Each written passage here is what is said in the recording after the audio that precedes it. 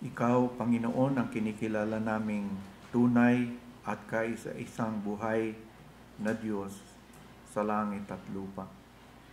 Ikaw na aming Diyos ang nagbigay ng buhay sa amin, at ikaw din, Panginoon, ang nagsusustain ng buhay na yan. At bahagi ng sustenance na ipinagkakaloob mo sa amin ay nanggagaling sa iyong mga salita. At ngayon nga, Panginoon, sa aming pagdako sa meditation ng iyong mga salita, patuloy mong ipagkaloob sa amin ang kinakailangan namin. Patuloy na buksan mo ang katotohanan sa aming isip, maging sa aming puso.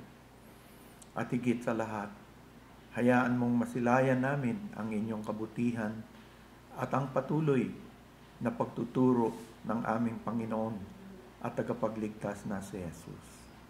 Umaasa po kami sa iyo at maging sa patuloy na pagkilos ng banal na Espiritu sa aming buhay. Sa ngalan ng aming Panginoong Jesus. Amen.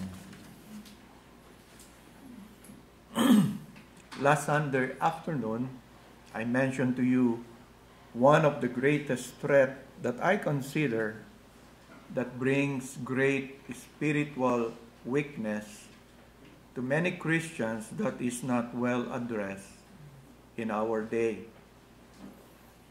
In observing Christianity as a whole, let me ask you a question. Are you convinced that Christians today still consider worldliness as sin against God? A grievous sin against Him. One preacher said in his sermon, and here I will quote what he said, ang sagot niya sa ganong uri ng tanong, sabi niya, I am afraid that if you listen to much of what passes for evangelical preaching today, you would come to the conclusion that it is not. Ibig niya sabihin, sa tingin niya, maraming evangelicals, parang ang worldliness is no longer treated as a sin. Rarely is this sin talked about. Rarely are the verses that deal with this sin ever confronted. Rarely are believers warned about it. But the Bible warns us about it. And it warns us in a most serious terms. And then he asked this question, why don't we hear more about worldliness in the church of our time?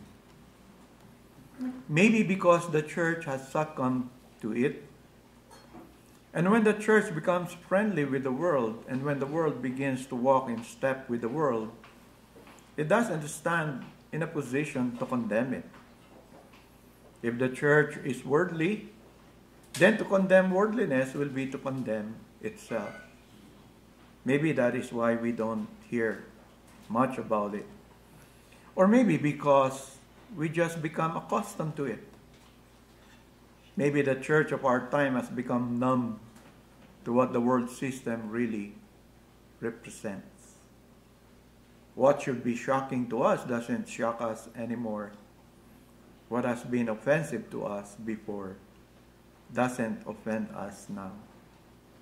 Whatever explains the absence of this message in today's church must not continue. So yun ang sarili niyang observation. Kayo, ano sa tingin ninyo? How do you observe churches today with reference to this serious warning given in Scripture about worldliness?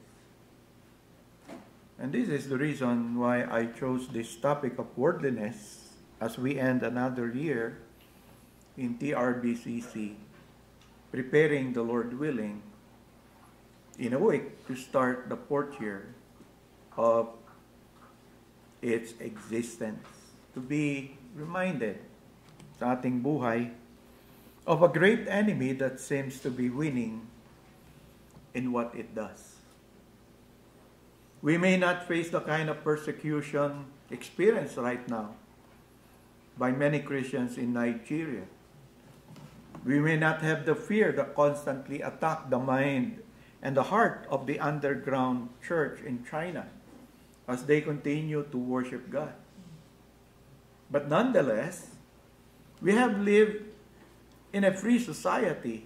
We who have lived in this free society is facing a very great enemy, silently wreaking havoc in many individual Christians as well as the organized church. Doon sa binasa kong sa inyo, nung tinatanong niya, bakit gano'n ang church ngayon? Ang tingin ko, maybe because we just become accustomed to it. Overexposure, naging accustomed tayo to the point na hindi na natin na-recognize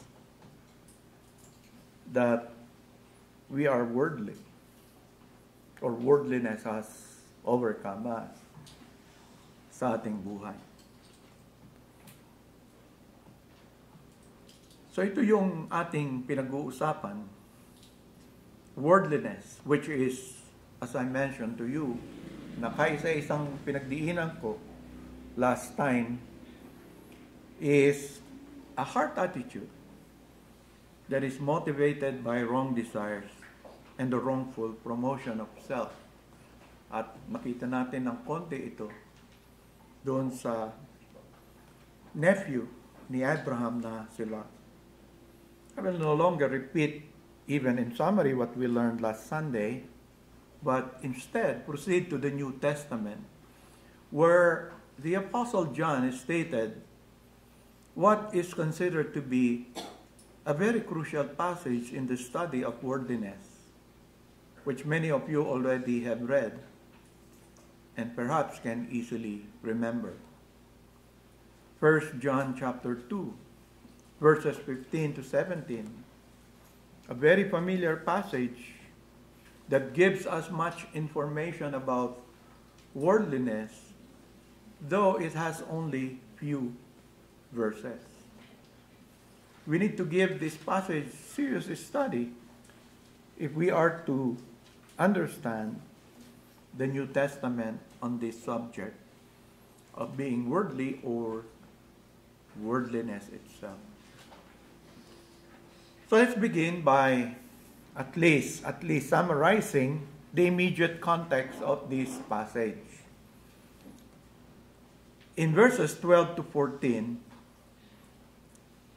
these three verses tells us who are being addressed by John. 1 John chapter 2 verse 12, I write to you, little children, because your sins are forgiven you for his name's sake. I write to you, fathers, because you have known him who is from the beginning. I write to you, young men, because you have overcome the wicked one. I write to you, little children, because you have known the Father. I have written to you, fathers, because you have known him who is from the beginning. I have written to you, young men, because you are strong, and the word of God abides in you, and you have overcome the wicked one. So ito po yung mga taong ina-address ni John sa kanyang epistle. And these verses give us a clear picture of those being addressed by John. And here he addressed them as little children, fathers, and as young men. It seems that the terms used embrace the various categories of Christian growth among those in the church. Hindi po ito literally talking to little children, to fathers, but it is talking about the various categories of Christian growth among those in the church. Those who are relatively immature Christians, the little children, maaaring newborn babe sila, or lately lang na nakilala ang Panginoon. The mature Christians who can be looked upon for their maturity, the fathers, and those who have reached their prime of spiritual vigor. Diba sabi niya nga I have written to you, young men, because you are strong, and the word of God abides in you, and you have overcome the wicked one. These are the relatively Christians who have reached their prime of spiritual vigor sa kanilang pagsunod sa ating Panginoon at tagapagligtas na si Jesus. Anong sinasabi ni John dito that serves as a context of our passage? It doesn't matter in whatever category you are in right now. John is saying it is clear that each one in these categories are facing the same danger, no matter how far they have advanced in their spiritual maturity or not. So, ina-address niya to, kung tingin niyo matagal na kayong Christian, you have reached spiritual maturity, verses 15 to 17 is still for you. If you think you're a new Christian in the faith, bago pa lamang, a little years in your journey, this is still for you. And you, young men, no, yung mga nasa prime ng spiritual vigor, talagang masigasig, may mga ganong period tayo sa ating buhay. Sabi niya, what I'm going to say to you in the next verses, this is still for you. It is still for you. And what is for you and for me? The prohibition issued by John. There is a prohibition issued by John beginning verse 15 to 17. Sabi ni John, do not love the world or the things in the world. If anyone loves the world, the love of the Father is not in him. For all that is in the world, the lust of the flesh, the lust of the eyes, and the pride of life, is not of the Father, but is of the world.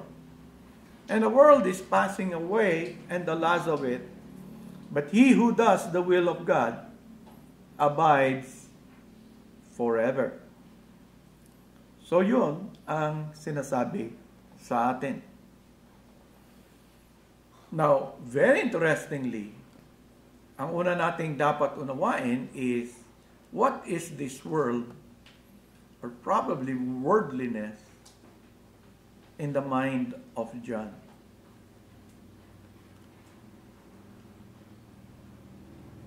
First John 2:15a, do not love the world or the things in the world. This is yung verb na do not love, no? Nakatuon doon sa binabanggit na world. So mahalaga na maunawaan natin ito dahil ginagamit po ang salitang ito na malawak sa salita ng Diyos. At isa si Juan sa mahilig gamitin ang salitang ito, both sa kanyang gospel at maging dito sa atin. Kung titignan nyo yung salitang, siguro naririnig niya, cosmos. Sa New Testament times, 185 times ginamit ito sa New Testament. And out of the 185 times, John uses it 105. So nakita nyo kung paborito niya yung salita. 78 times in his gospel and 24 times in his epistles, and then 3 in Revelation. Cosmos originally meant order. Kaya nga, di ba ginagamit din yan ng secular world to refer to the universe, the ordered universe. But it is also use as a word cosmetics. Diba? You apply cosmetics in an attempt to bring something into order. Kunyari, yung face ko may blackish. Diba? So, gagamit ako ng cosmetic. No? Same word, same use. To put into order my face. Para pantay yung kulay. Diba? Yung iba naman, ginagamit ito to make things more beautiful. No? Kaya medyo mapulapis nga eh. Hindi naman mapulapis nga eh. No? Kala mo, namumula. Parati, sasabihin mo, alam mo, last week nakita ko, no? Nagba-blush ka. Hanggang ngayon, nagba-blush ka pa rin. No? Sa week na nakalipas. May cosmetics kasi. Yan po talaga ang it refers to an attempt to bring to order. And the physical world, since it is God who created it, has this physical order. So, kung gamitin natin yon in those senses, wala namang mali. Diba? Wala. Hindi ko sinasabi po na kung gumamit kayo ng cosmetic to put things in order, you have become worldly. Huwag po kayo magkamali. Hindi ganun ang ibig ko sabihin. So the first usage may designate that which God has created.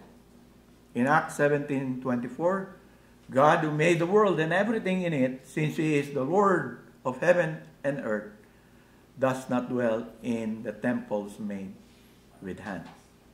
Diba? God who made the world and everything in it. It can refer to that. But it also designates, secondly, that which is ethical. Pag sinabi nating ethical, it is referring to a world of fallen, depraved, and morally corrupted men that are currently rebelling against God and His Word. Kaya nga minsan sasabihin, the present evil world. James 4 verse 4, adulterers and adulteresses, do you not know that friendship with the world is enmity with God? Di sinabi mo, the world is at enmity with God, sabi ni James. Whoever therefore wants to be a friend of the world makes himself an enemy of God. So it's not talking about the physical creation.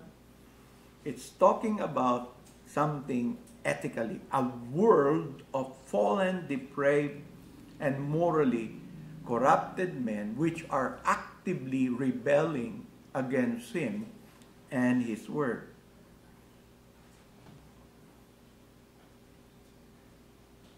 But there is another sense it is used in Scripture. It designates those various aspects of life in this world, which may not necessarily be sinful in and of themselves. Di naman siya sinful, but can easily become the objects of misplaced attention, misplaced time, and too much devotion. Hindi siya masama in itself, pero pag tinignan mo paano ginagamit ito ng tao, makikita mo, they have given misplaced attention to it, misplaced time on it, and too much devotion on it. Things to which a man becomes foolishly related. So, alam natin, ang mundo, there is a sense na ang dami-dami niyang activities, maraming concern, maraming involvement, maraming relationship, maraming uri ng trabaho, which becomes the focus of too much thought.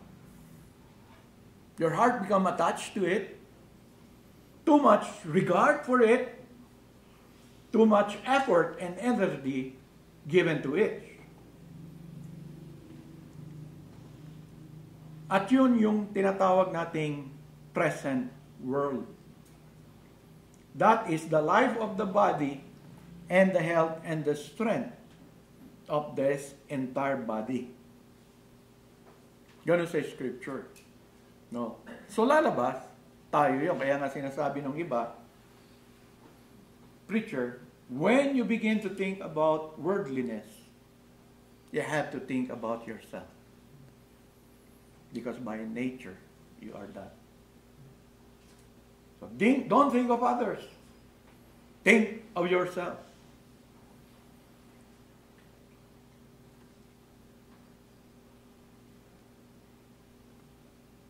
Kaya, sinasabi ko sa isang banda, mahirap ang bagay na ito. Very subtle siya at maraming mga Kristiyano ang na-overcome nito. James Montgomery Boyce writes that John's use of cosmos in this section is in its ethical sense. The idea here, he said, is of the world of men in rebellion against God, and therefore characterized by all that is in opposition to God. This is what we might call the world system. So, bali yung second way, tsaka yung third way, parang magkamag-anak na magkamag-anak. Yun ang sinasabi niya. It involves the world's values, pleasures, pastimes, and aspirations. So, if this is a heart issue, the issue, therefore, is that the heart is becoming attached to the world values, to the world's pleasures, to the world's pastimes, to the world's aspirations. Doon patungo. So kung ilalagay natin sa box, for example, if this is the love of the world, and then this is the love of God, the love of the world is entering into the love of God to the point that the love of God is somewhere getting out of that box sa puso ng Kristiyano. Ano yung tumutulak doon?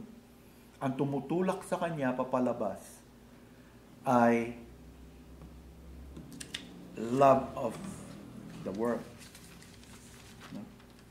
And just to give two things that pushes it, dalawa lang babanggitin ko kaagad dito, is one, a consuming concern of pleasing man more than pleasing God.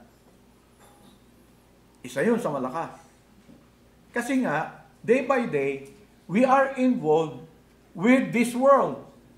Kung i-apply mo yung unang gamit natin doon sa world na yon, itong mundo na ito na ethically, di ba? Mga kasalamuhan natin everyday are what? Mga taong nagre-rebelye sa kasalukuyan sa Diyos at nilalabanan ang kalooban ng Diyos. So, diyan ka exposed. So, nape-pressure ka kung ihahalo ko yung sinasabi ni Apostle Paul sa Romans 12. Diba? We are being what? Parang kinocompress ka ng world to its own mold. So, that compression, though hindi mo masyadong nadadama, araw-araw nangyayari ito sa puso mo, sa buhay mo, 8 hours a day. Unti-unti, worldliness among believers develop when they begin to have a consuming concern of pleasing men more than pleasing God. It is a tendency, di ba? Minsan sa appearance, no? Ganito ka magbihis as a Christian, no? Very conservative, and tapos nag-apply ka, no? Trabaho ka. Yung Kristiyano, ganito yung word na pinasok niya, no? Nakadress yung mga babae. Nakadress. Yung dress naman, hindi yung mga biruan namin, naka-Bible dress ka na naman. Yung bestida bang napakaluwag na parang wawalisin mo yung nilalakad. Yung slim. Problema sa slim. Diba? Yung cut. Sinusuot din ng Kristiyano yun, hindi niya alam. Kasi yun yung ano. So, and then he would be confused what is necessary and what it is not. Confused ka. Parang, ano ba difference na need sa want? Diba? Sasabihin hindi ko yan. Yung mga tao po, mga Kristiyano, itatago yung want lang yon by saying, it's a need. Hindi kasi kasi diba? O kaya, mape-pressure ka, for example, ng mundo na ito, kung ano yung hilig nila. Diba? Yung mga bata, kitang-kita mo. Mami, anong gusto mo sa Christmas? Mami, bili mo na ako ng cellphone, no? Ba't cellphone? Gagagawa mo sa cellphone. Wala man tayo internet. Basta bili mo ako. Diba? So, pwede daw na pang-crush ng eyes. Wala kang internet. So, di ba yung mga bata, parang gano'n, we become childish on something kasi nalito na rin tayo sa pressures ng world, what is want and what is need. Diyan kalilituhin daw ng mundo na ito. Kasi pag sinabi mong need, yun ang dapat na bahagi ng concern mo. It's a need. And usually need, may kinalaman yan sa necessities for existing in this world. So, kailangan mo bumili ng sapatos. Alam mo, baka lubak-lubak yung daan. Kundi ganito yung kalye sa Pilipinas siguro. Ay pwedeng nakachinelas lang. So, parang ganon. But people would say, wow! No? Bino mo yung buong kwarto niya, punong-puno ng sapatos. Dami. So, ano ba yan? Hindi, kailangan yan lang. Alam mo naman ako, model ako dito sa mundo. So, may Adidas, may ganito. Sabi ko, may Adidas din sa amin. Yung asawa ko, may hilig dyan. Pero ibang Adidas yun. No? So, ano yun? Adobo. So, yun. Di ba? Hindi natin naisip, we are pleasing men. Kasi ito yung pinalalabas nilang dapat. Di ba? Kayo, pag kinasal, noon nagkakain, minsan nga ba't tayo, hindi mo na nirin yung lisensya mo? Ayoko na magkasal Kasi parati ako nagkakasala. Bakit? Yung mga sinusuot kong, yung mga kasal Yung mga suot buong buhay ko nakita ko disente. Pag kinasal putol na putol yung mga suot. Maluwag pa. Kakawori lumuwag. Diba? Pumayat. Tapos paluluhurin mo dyan. Sabi ko, alam naman, sinasagot mo. Sabi ko, ayoko na magkasal. Hindi naisip. Nakukuha niyo ibig ko sabihin. Wala po akong pinapatamaan sa inyo. Kaya lang, naintindihan ko, maraming Kristiyano, hindi nila naisip na they are very worldly because the way now they are behaving is coming from ungodly men. Piniplease nila yung, hindi ganyan, hindi na ganyan ang uso ngayon. Reformed Baptist ka na, hindi ka naman Bible Baptist. Tapos, ipipicture pa. Hindi ko nga minsan alam. No, kung member kayo, hindi naman dapat po i-review sa Facebook. Sulatan mo or personally. So, nakukuha nyo yung ibig ko sabihin na how worldliness parang worldliness na issue na yun is the issue of the heart, nape-pressure ka ng world. Pero mas inaalaw mo pa yun, nakalimutan mo, merong teaching sa Bible about moderation. Diba? Even in drinking, moderation. May ingat din tayo kasi may mga lumang mga Baptist nung galing ako sa Katoliko, ang una napuntahan kong iba hindi Katoliko, Methodist, liberal. Tapos napunta ako sa fundamental na Baptist. Doon ako naging Calvinist. Pero doon, ang worldly doon, di ko makalimutan, dapat di ka nanonood ng sine. Hindi ka nagsasayaw. Hindi ka umate ng party. Kaya nga sabi ko, mabuti hindi kagad ako naging Christian. Nakapag-party ako sa yung mga biruan namin. Alam ko yan. Kaya meron akong kasama doon. Hindi pa talaga siya nakapasok sa sinehan. Kaya sabi ko, ano ba bawal? Manood ng sine, pumasok ka sa sinehan. Lalo kang television, palabas dyan palabas dati sa sinehan. Tapos, mga book namin talaga maigsi. Pag sumabid yan Mga babae, walang nakapantalon. Kaya ang kaganda talaga nila. Hindi ko naman ibig sabihin, pag nakapantalon kayo, hindi kayo maganda. Di ba? Beauty is in the pero, bakit ko sinasabi ito? Is parang normal sa atin, pero hindi natin alam, bakit nagkaganyan ka? Di ba sinasabi ko sa inyo, even in the point of Christian liberty, if as a Christian, you have not been practicing something, and then you saw other Christians doing it, and then binago mo na kagad yung sarili mo, that it is still being worldly, in a sense. It is a heart issue, pinalitan mo.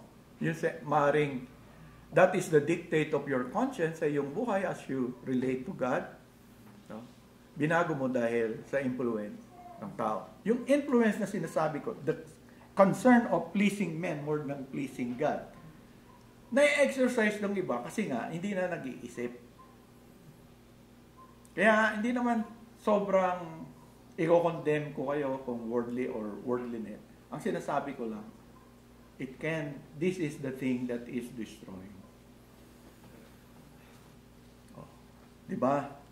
Tapos pumasok na yung mga technology, yung Facebook and so forth. Kaya marami na didisgrasya. You do not rebuke a brother through Facebook. Mababasa ng iba. Yung iba, gano'n ginagawa. You see? Saan nila nakuha yung gano'n? Diba? Bakit ba mga Christian Facebook ng Facebook? Mag-i-exercise lang kayo, kuha kayo yung lalagay nyo pa sa Facebook. Pag-exercise mo naman, laki ng tiyan mo. Natatawa kayo. Pero ang ibig ko sabihin, why are we doing what we are doing? We never ask that question anymore. Pero hindi natin alam, kasi nga ganyan. Di ba yung iba magti-TikTok pa? Kakanta doon. Kulang ng 2 nota. Do, re, mi lang. Yung fa, sol, la, wala. Ano kaya tunog nun? Higher do, re, mi. Lower do, re, mi. So, kaya, pag kulang nota nyo, matalas ang tenga ko dyan sa linggo. Ay, sorry.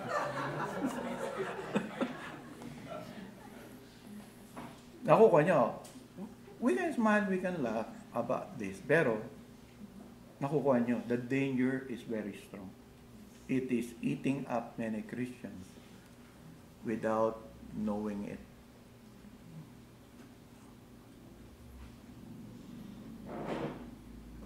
So, nung bago akong may asawa, wala pong picture ng bahay ko. Walang kalendaryo na may babae. So, mabuti naman hanggang ngayon, hindi ganun sa bahay namin. Pero, bakit ka titingin sa Facebook? Dahil pinost naman, hindi naman nakalagay doon. Dati, very sensitive tayo doon sa PG. Tapos may 13. Gano'n, nakakalimutan natin kung anong ibig sabihin ng PG. panggago yun. Diba? Mautukan nila pan 13, gano'n. Pero pare-paro lang naman yung palaba. Nakukuha nyo, parang term ko lang yon. Parang they make a joke of you. Maglalagay sila ng gano'n. Parental concern, parents should granted. Ano ba yung PG? Hindi ko alam. Pag tinatanong ako, ayan, panoorin mo pang ano yan. Pero, parang normal na sa atin. Sa ating buhay. Na dati noon, very strict tayo. Nung bata ako, wala kaming television. Mahirap lang kami. Hanggang high school. College na yata kami. Dahil sa ate ko, bumili siya. Pero ngayon, lost na yan television. Diba? Lahat nandun sa... Basta meron ka lang ano. Nandiyan na lahat. So, yun po yung muna. Dapat, simulan yung tanungin muli ang inyong sarili. Why am I doing what I am doing?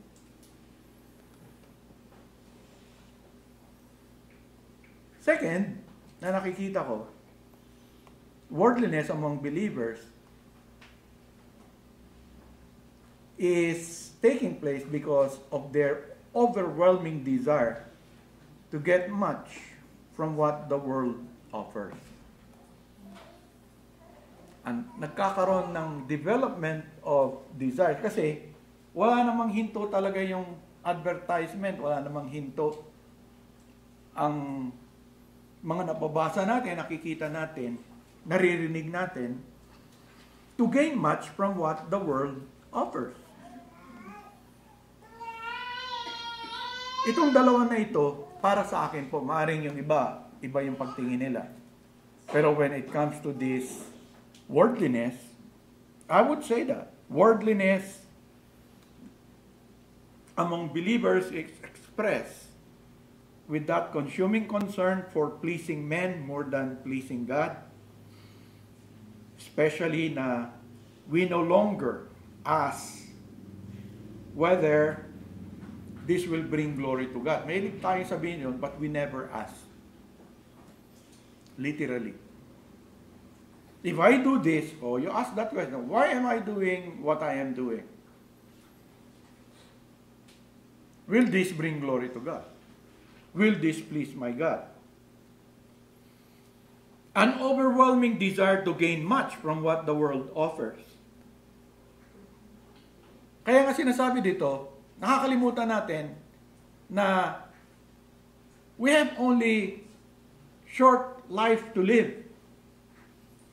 We have a very short time every day. Ako, I sleep 8 hours. Pag gumising ako ng 7, 7:30, sabihin ng asawa ko sa akin, ba't baga kang gumising ngayon? I usually wake up mga 8, between 8 to 9. Kasi I sleep between 12 in the midnight or 1 o'clock. Doon matala sa isip ko eh. Doon ko gusto mag-isip, magbasa, magmuni-muni. No? So, but, kung meron kang 8 hours to sleep, you have 16 hours. Kayong mga working, 8 hours. Wala na kaagad. Sama mo yung travel nyo. Pagpalagay mong 1 hour lang, di 10 hours, wala. You have only 6 hours. What do you do with the 6 hours sa buhay mo? Tapos, kung sinasabi nga natin, you have an overwhelming desire to gain much from what the world offers, mag-iiba yun. Maring kumuha ka ng extra job pa. Iba yung mga Pilipino, natin sa ibang bansa, may 2 trabaho. No? At the expense of what? So ano yung pinagpapalit mo? Nakakalimutan mo, you are giving, yung kaninang binanggit ko, giving much more time, much effort to something that are very temporal.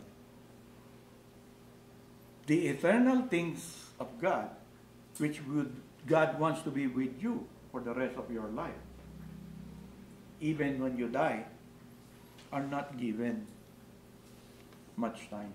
Because your heart was moved towards that overwhelming desire to gain much from what the world offers. And then John defined what the world offers to you: the lust of the flesh, the lust of the eyes, and the pride of life. It was offered to Jesus Christ. Diba? Nakita nyo? Yun ang ino-offer ng world.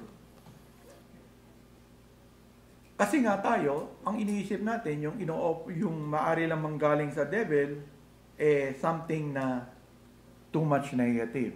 Ito, the things of the world has become very positive.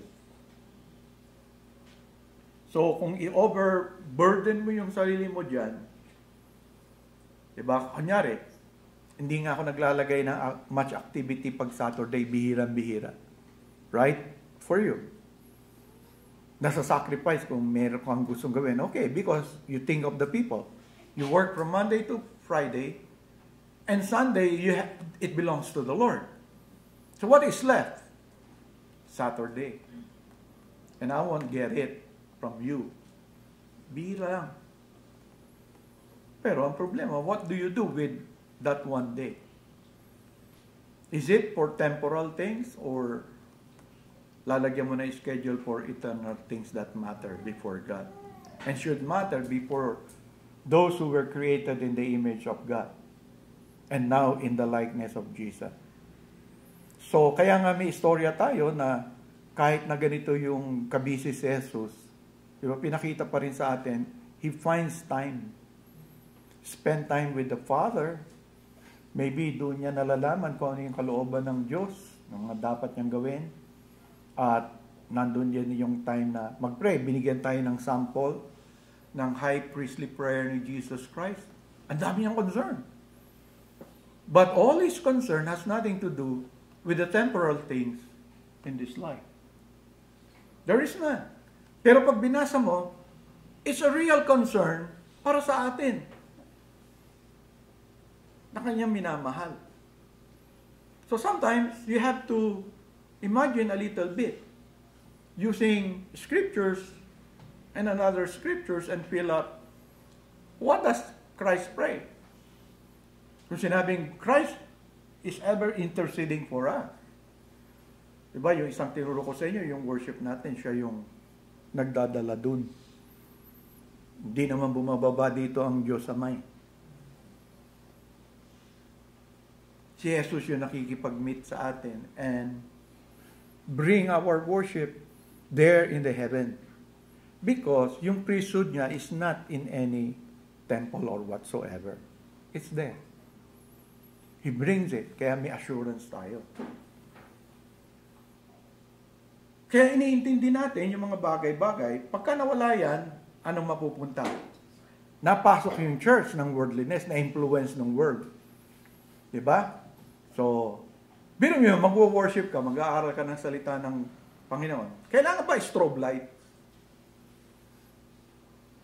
Kailangan ba ng mga ganitong, sakaterbang mga banners na kukunin sa So, balik sila doon sa sight. What is pleasing in the eyes? The lust of the eyes. The lust of the flesh na. Kaya yung music talagang, hindi mo na maintindihan yung kanta. Bibingi ka doon sa accompaniment. Kailangan ba magsayaw tayo? Diba? So, diyan nga nakaka-invento na ko na anong error. Sabi, itong dance ay holy dance. Kahit holy dance yan, yung sumasayaw, di man holy. Anong tawag mo doon? So, mag-aaway-aaway sila. Holy music. So, yun nga ang sinasabi ko. The world has overtaken the church using its senses. And dahil prone nga tayo doon, we are easily caught in that. Not knowing that that is not pleasing to the eyes of God. God rejects worship. Diba? Ilang beses pinakita sa inyo ng Panginoon sa kanyang mga salita, He is in the business not only of accepting worship from His people, He is also in the business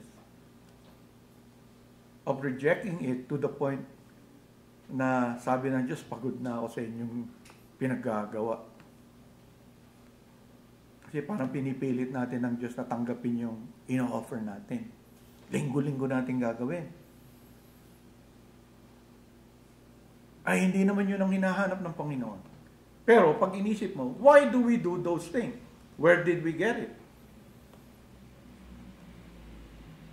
Tapos papatayin yung ilaw. Hindi mo mababasa yung Bible. So yung preacher, magpapatawa na lang yun. O kung ano-ano sasabihin sa atin. You see the point. Why are we doing what we are doing? That is what worldliness is all about. It is the heart desiring the things of this world. Yung music, no? A little bit mention lang ng Jesus, music na, pero kala mo nasa disco ka. So, that will happen really. Kasi nga, wala namang maidudulot ang mundo sa atin. Kaya nga yung, tandaan ninyo, yung context nito, doon sa mga Kristiyano. Yung gamit po na do not love, dalawa po meaning nun. Wedding interpretation. Sinulat yun, di ba? Dahil yung mga sinusulatan niya is already loving the world. And so he is saying to them, stop doing that.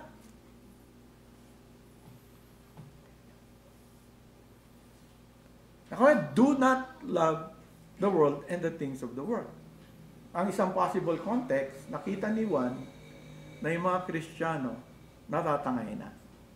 Stop doing what you are doing. And then pag tinanong, what are we doing? You are loving the world and the things of the world. Stop it. Yung isang possible meaning nun, no? Don't begin it. Don't move towards it. Don't allow it. Parang wag mong i-allow yung sarili mo matangay ng ganon. Madidisgrasya ka.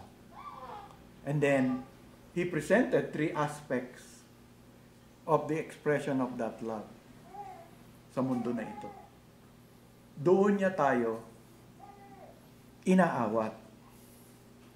So mahalaga na magkaroon tayo ng malinaw na kaunawaan sa mga bagay na ito. Kasi kung hindi po, talagang dire-diretso na tayong matatangay.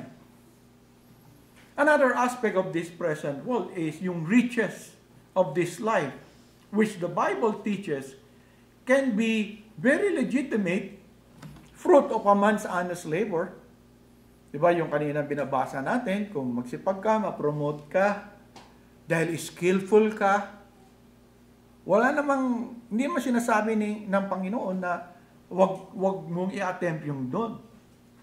But how much of such promotion, positions, riches get into the heart of that man?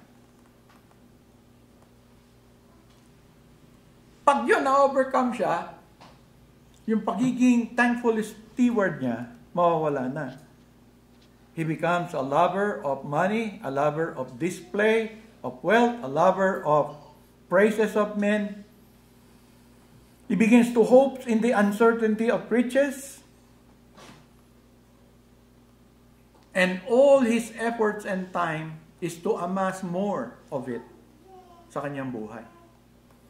Because of what it's able to give to you. Pag mayaman ka, sabi nga sa Bible, di ba? Baka dumami ka mag-anak mo. Mag-anak ba ito? Diba? Diyan sa Cavite. Traffic. Dami nakapila. Papunta dun sa bilya nila dating Senator Bong Revilla. Diba? No. Minsan dun sa mayor namin. Dito. Sa area. Mga tao nakapila. what would that do to you? Ano yung riches? Meron talagang pinili ang Panginoon na mga Kristiyano na pinagkakatiwalaan niya ng riches. So, napakalaga nun. He begins to covet more riches. Kaya nga, di ba very shocking sa akin? Sinabi ko na minsan sa inyo, kung titignan ko yung balita, parang kasamang isa-charge si Villar. Bilyonaryo yun eh. Di ba sinabi ko na sa inyo, doon ako na, sabi ko talagang ang isa daw na hindi humihinto, yan, yung pagiging ganit. There is no way to stop it. No, because hindi tayo daw designed doon. The more, if it is make available to you, you will still grab it. And the only thing that will change you from that is being a Christian. And hindi pa nga eh. Di ba? Ang dami-dami nahuhulog na Christian leaders this year among Reformed Baptists. Na mga sikat. Sa totoo lang, yung may latest ngayon, di ba?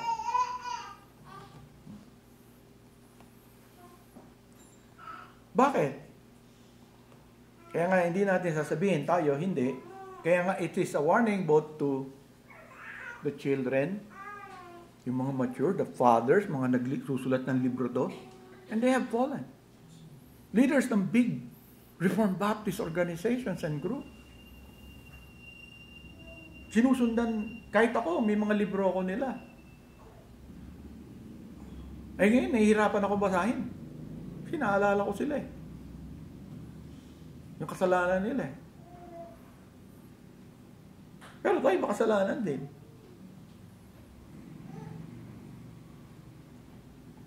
But that is the danger in many Christians. Kaya nga minsan sinasabi, naku, yumaman lang, kala mo kung sino nang magsalita. Kaya nga kahit mabuti, ano ba yung motive mo? Ba't mo ginawa?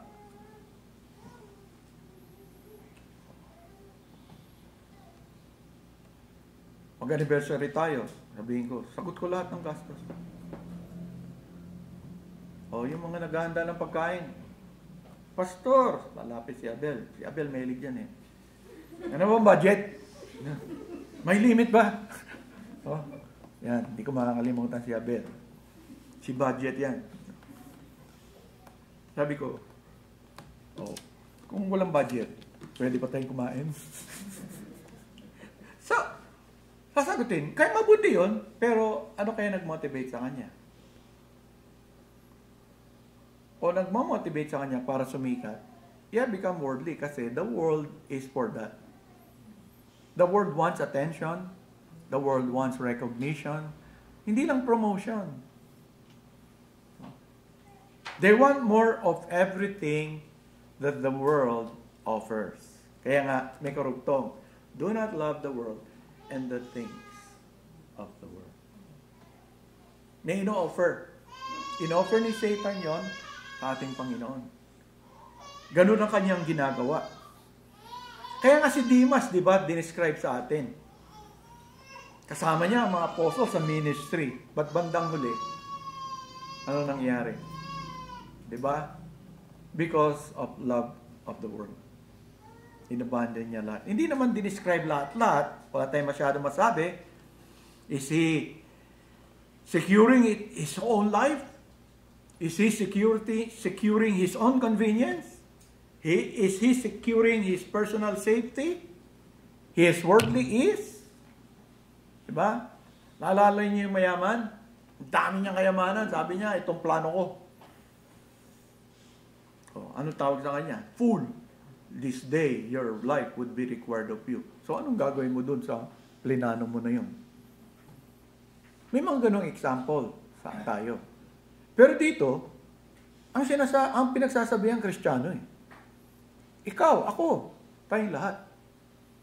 And so, we had to be warned about worldliness. So, tanungin mo yung sarili mo, am I developing a consuming concern for pleasing men more than pleasing God? Diba, minsan, kamag-anak natin, oh, ang tapang natin sa Lord's Day, sabihin ng tatay natin, birthday ko ngayon, ha? Kalimutan mo muna yan si Lord. Ako muna. Itatay mo yun. Gagawin mo. So, kayong dalawa ng Diyos mag-uusap dyan. So, isa yan sa halimbawa. Simpleng-simple lang. Kasi ayaw natin magalit yung tatay natin sa atin. Ano lang ba dahilan? Ano yung opposite nun? Pag may ginawa ka, meron kang hindi ginagawa. Pleasing God. The God who says, I own that day. It's not yours, it belongs to me. And you know what? Ang isa pang blessing, though it belongs to God, He says, it is meant to bless your life. So come. Sabi niya. And then, an overwhelming desire to gain much from what the world offers. So, tanongin mo yung sarili mo, ano ba pinagpapalit mo? May ino-offer sa iyo ang world na maaari mong ma-attain. Pero, what would be the expense? Ano yung magiging kabayaran noon? So, yun yung pagpalit. Diba? Ganun yung ginawa ng devil. Iniinganyo na ipagpalit ni Kristo ito sa ganito. Sabi ni Christ, hindi. Hindi ko yung gagawin. Because man is not only to live by the things of this world, but by the Word of God. Tayo yun.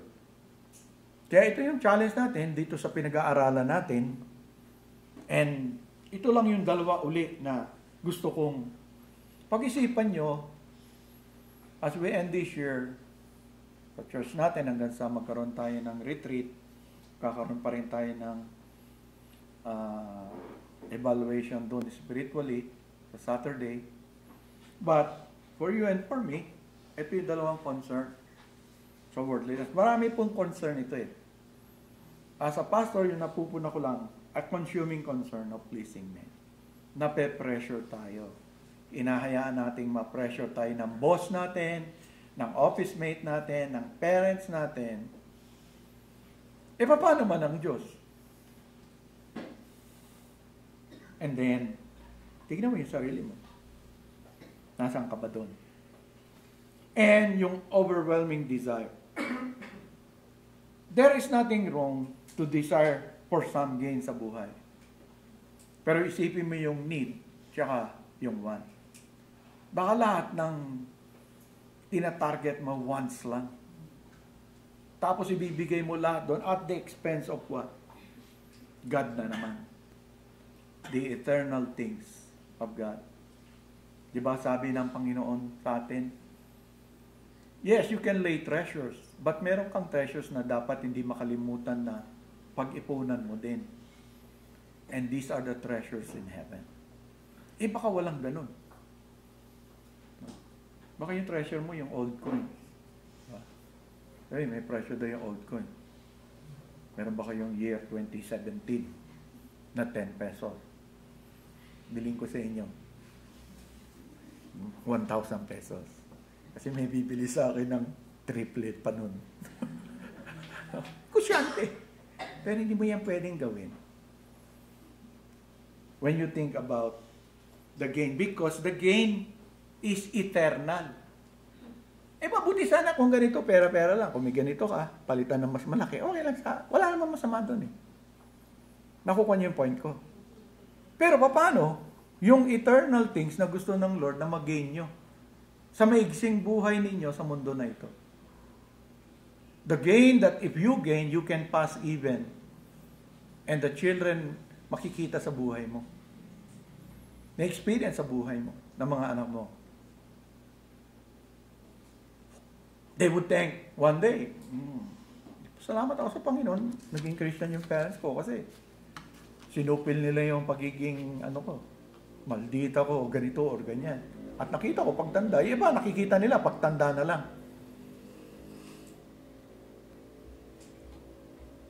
But there are so many things that the Lord wants you to gain. But they are eternal. Are you working merely? Ilang taon na kayo? Sabi ni Brother Jerome. No. kanina yung parang bago niya na-realize yung ganitong verse, lumipas na yung 5 years. What? Tayo kaya? Baka ngayon mo lang ma-realize. Lumipas na yung mahaba. Hindi pa rin huli.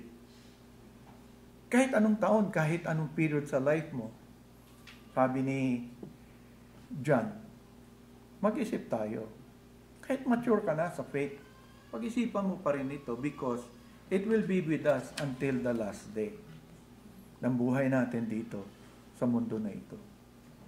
Remember, are you merely spending much of your priorities, much of your energies, and much of your time to things that are temporal and will perish with this earth? What gain have you had that you can remember that is of eternal value? Kailangan lang konti, mga kapatid. Mag-isip-isip muli tayo patungkol sa ating buhay in relation to the things that we know from the Word of God.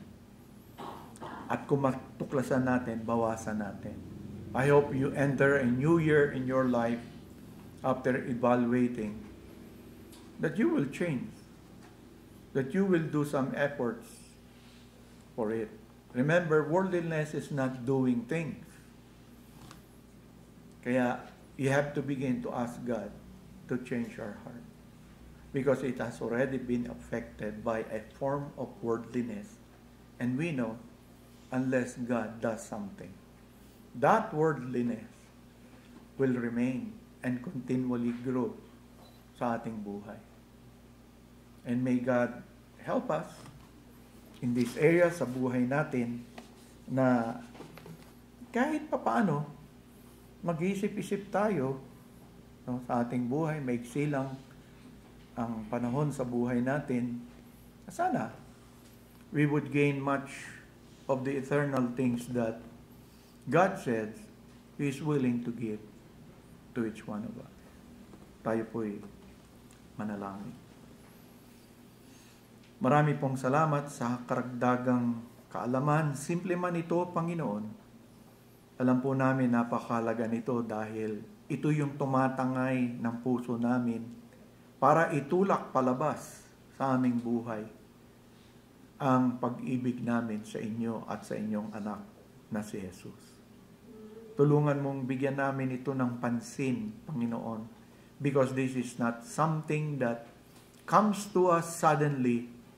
It comes little by little, and in the passing of time, we may just see ourselves so much involved in it. The harder it would become for us to do that which is right. So help us, Father, as we continue our meditation on these matters. In Jesus Christ's name. Amen.